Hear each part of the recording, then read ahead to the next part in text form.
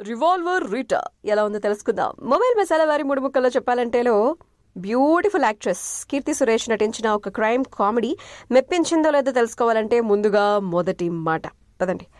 ఇదేమో పగ ప్రతీకారాలతో ముడిపడి ఉన్నటువంటి ఒక క్రైమ్ కామెడీ థ్రిల్లర్. కర్మ ఎవరిని విడిచిపెట్టదు, దాని ఫలితాన్ని అనుభవించక తప్పదు అనేటువంటి కోణంలో సాగుతుంటుంది.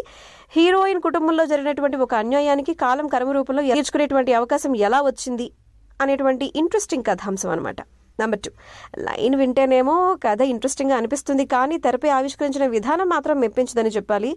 ఈ క్రైమ్ కామెడీ థ్రిల్లర్తో మనం నవ్వులు కనుక ఎక్స్పెక్ట్ చేస్తే కామెడీ ఉందని చెప్పి థ్రిల్లో ఉండదు, కామెడీ కూడా ఉండదు. కథా ప్రపంచాన్ని పరిచయం చేస్తూ సినిమాను మొదలుపెట్టినటువంటి డైరెక్టర్ డ్రాకులా పాండ్యన్ ప్రాణాలను కోల్పోవడంతో కీలకమైనటువంటి మలుపు తిప్పి అక్కడి నుంచి ఇంట్లో శవాన్ని మాయం చేసేందుకు రీటా కుటుంబం పడేటువంటి పాటలు, అటు ఆ శవాన్ని దక్కించుకునేందుకు మార్టిన్ గ్యాంగ్ చేసేటువంటి ప్రయత్నాలతో కథను ముందుకు తీసుకువెళ్తారనమాట.